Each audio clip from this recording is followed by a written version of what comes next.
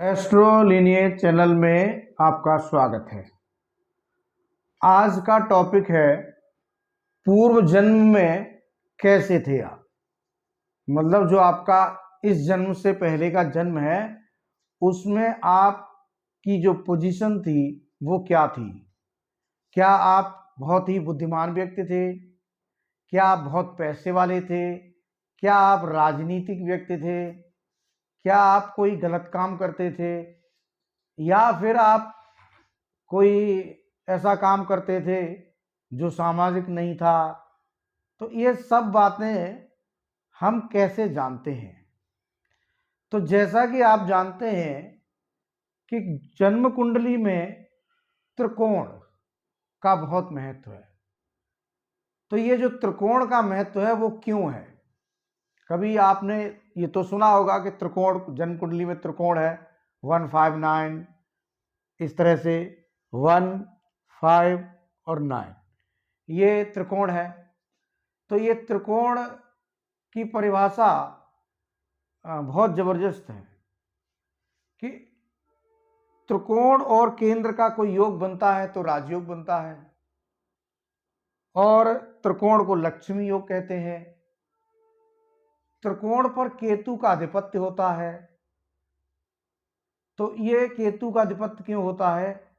यही पूर्व जन्म की बात है। इसीलिए केतु को माना जाता है, त्रिकोण का जो अधिपति है वो केतु ही है।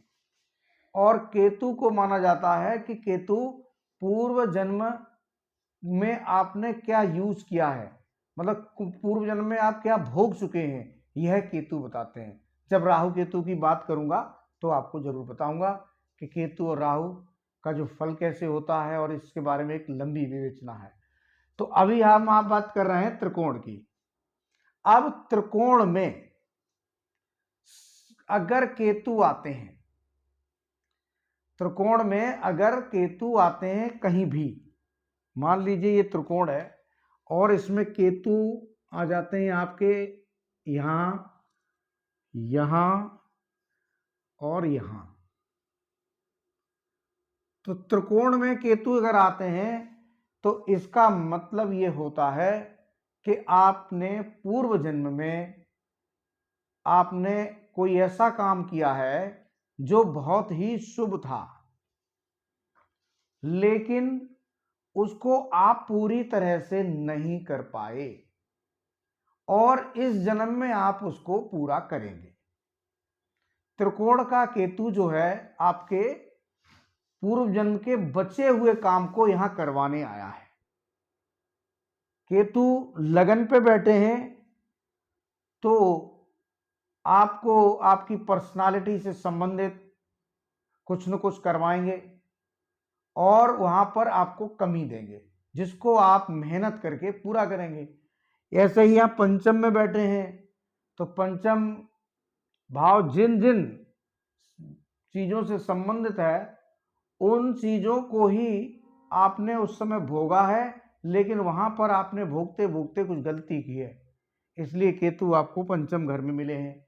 तो पंचम घर जैसे होता है तो अध्यात्म ज्योतिष आदि के लिए बहुत अच्छा माना जाता है, और लोग देखना केतु पंचम वाले इंटरेस्ट भी इन सब चीज़ों में रखते हैं। ऐसे ही आपका 9th में केतु आ रहे हैं तो यहाँ भी जो है आपको धर्म से, पिता से संबंधित जो भी चीज़ें हैं वो पूरी करना होगा, जो कि आपको अधूरी मिलेंगी। तो ये सब आपको अधूरे मिलेंगे इस जन्म में, और आप इन्हीं यहाँ केतु जहां हैं इन तीनों त्रिकोण में, और आप समझिए कि केतु, मैंने जैसे कहा त्रिकोण का आधिपत्य केतु पर है। अब ये केतु यहां विराजमान रहेंगे, केतु अगर कुंडली में है तब, और नहीं है तब भी केतु का फल यहां पर हमेशा रहेगा त्रिकोण में। ये आपको समझना पड़ेगा कि केतु त्रिकोण के अधिपति हैं। अब यहां जो ग्रह आता है, अब मान लीजिए कोई भी ग्रह आएगा इस त्रिकोण में तो वो पूर्व जन्म को ही दिखाता है। मान लीजिए यहां पर शनि आ गए, अब शनि चाहे त्रिकोण में यहां आए, यहां आए, यहां आए, तो आप इसको देखेंगे तो शनि और केतु देखेंगे। त्रिकोण में जो भी ग्रह आएगा उसके साथ केतु लगेगा, क्योंकि त्रिकोण आपको पूर्व जन्म से मिलता है। ये त्रिकोण पूर्व जन्म को ही दिखाता है। ये त्रिकोण कैसे कहते हैं कि 3 जन्मों का योग है त्रिकोण। ये आप पैदा हो गए, पूर्व जन्म था, और ये अगला जन्म हो जाएगा, ऐसे भी आप सुनेंगे।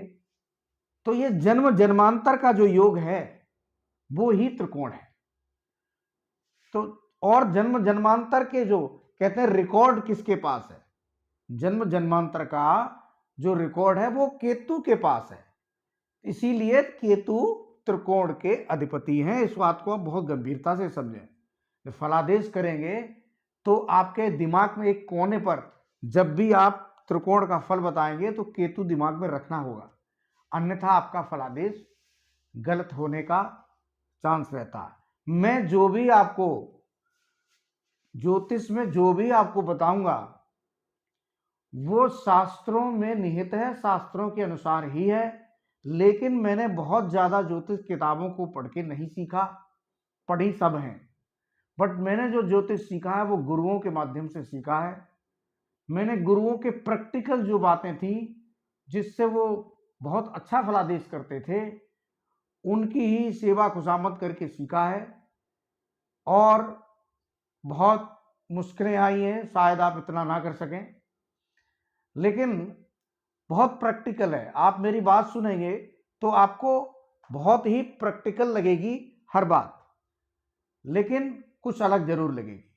मैंने भी देखा, जो मैंने सीखा वो किताबों में बहुत ज़्यादा नहीं लिखा है। किताबों में जो लिखा है वो वाकई बहुत कंफ्यूजिंग है। उससे अगर आप उसको सीख के और आप करने बैठे हैं फलादेश तो बड़ी दिक्कत होती है। लेकिन जो गुरुओं ने सिखाया उसके माध्यम से 1 मिनट में कुंडली समझ में आती है। कुंडली सामने आती है, मेरे सामने कुंडली खुलती है और 1 मिनट लगता है, कुंडली पूरी मेरी समझ में आ जाती है कि व्यक्ति क्या है, कैसे है, क्या। 5 मिनट में पूरी कुंडली का फलादेश हो जाता है। कभी भी मैं कुंडली बताते समय किताब या कोई भी चीज नहीं देखता हूं, सिर्फ कुंडली खोली और तुरंत बताया। और ये इसलिए कि मुझे गुरुओं से शिक्षा मिली है, इसलिए मैं आपको उन्हीं की दी हुई शिक्षाओं के बारे में बहुत सी बातें बताऊंगा। उसी में आज मैं आपको पूर्व जन्म और केतु के बारे में बता रहा हूं। जब भी आप केतु देखें, जब भी आप त्रिकोण देखें, आपके दिमाग में ये होना चाहिए कि यहाँ केतु का आधिपत्य है, यहाँ केतु रहेंगे। अब जो भी ग्रह आएगा वो केतु को मिला के फल देगा। अब मान लीजिए जैसे यहाँ पर राहु बैठे हैं, अब राहु, आप कहें कि राहु यहाँ है तो केतु सामने होंगे, ये बात सही है। अब केतु प्लानेट है तो सामने होंगे ही। अब यहाँ राहु को केतु के साथ ही हम समझने की जब कोशिश करेंगे, फलादेश आपका सही हो जाएगा। राहु यहां बैठा है कि तो आपकी शिक्षा बाधित कर देगा। वो क्यों करेगा? कि वो आपके पूर्व जन्म का दोष है, इसलिए यहां राहु अच्छा फल नहीं देगा, आपकी शिक्षा में निश्चित रूप से गड़बड़ कर देगा। तो इस तरह से यहां पर अगर शुक्र बैठा है, मान लीजिए यहां शुक्र बैठा है, तो कहते हैं कि शुक्र का ही त्रिकोण होता है, लक्ष्मी स्थान है। कहते हैं कि शुक्र का ही त्रिकोण है, ये जो त्रिकोण है ये लक्ष्मी स्थान है। क्यों है? आप गंभीरता से सोचिए क्यों है। आपके घर में दीपावली को पूजा होती है तो वहां लक्ष्मी जी बैठती हैं और उसके साथ में गणेश जी बैठते हैं। तो लक्ष्मी और जब गणेश जी वहां बैठते हैं तो गणेश जी तो केतु हैं और लक्ष्मी शुक्र हैं, इसीलिए त्रिकोण लक्ष्मी स्थान है। अब लक्ष्मी जहां होगी, त्रिकोण अगर लक्ष्मी स्थान है तो वहां केतु मौजूद होंगे। ये आप बहुत भली बात जानते हैं कि लक्ष्मी के साथ हमेशा केतु रहते हैं। लेकिन जब हम फलादेश करेंगे, मान लीजिए शुक्र है और यहाँ केतु, ये केतु अधिपति हैं और एक केतु यहाँ के बैठ भी सकते हैं, तो यहाँ 2 केतु हो जाएंगे और शुक्र हो जाएंगे। तब यहाँ हम डबल केतु होने के कारण शुक्र को पीड़ित मान सकते हैं। लेकिन अगर यहाँ केतु नहीं है तो यहाँ केतु गणेश लक्ष्मी है। इसीलिए त्रिकोण जो है वो शुभ स्थान माना जाता है। क्यों? शुभ माना जाता है, केतु ग्रह शुभ होते हैं, लेकिन ये इस तरह से शुभ होते हैं कि ये पूर्व जन्म से संबंधित होने के कारण। तो इसमें आप जब मान लीजिए यहां गुरु बैठे हैं, तो यहां गुरु त्रिकोण में अगर गुरु आते हैं तो उनकी दृष्टियां होगी नवम और लगन पर, लगन पे गुरु आते हैं तो इनकी दृष्टियां होगी। तो इस तरह से गुरु को बहुत शुभ माना गया त्रिकोण में, शुक्र को बहुत शुभ माना गया, और इसके अतिरिक्त आपके सूर्य को भी बहुत अच्छा माना जाता है त्रिकोण में। सूर्य क्रूर हैं लेकिन शुभ हैं। मंगल भी लगभग अच्छा फल देते हैं, क्योंकि मंगल का थोड़ा डिफरेंट है लेकिन अच्छा फल देते हैं। और इसके अतिरिक्त बुध अगर आते हैं त्रिकोण में, वो भी बहुत अच्छा फल देते हैं। लेकिन जब राहु आए, शनि आए, तो ये दो प्लानेट जब भी त्रिकोण में आ जाते हैं तो आप समझ लीजिए कि जहां शनि बैठे हैं वहां केतु है, शनि और केतु का योग लगा दीजिए, आपका फलादेश एकदम करेक्ट जाएगा। आदमी आश्चर्य करेगा कि इन्होंने कैसे बोल दिया इस बात को। जो शनि केतु को अगर आपने ठीक से पढ़ा है, नहीं पढ़ा है तो मैं बताऊंगा आगे, तो उसका फलादेश आप लगा दीजिए, आपका करेक्ट जाने वाला है, और आदमी हाँ ही करेगा। मेरे सामने भी आदमी हाँ ही करता है। तो इस तरह से है। अभी आगे मैं आपको सारे भाव समझाऊंगा कि वहां पर क्या क्या किस तरह से है और कौन सा उसका एक अधिपति है।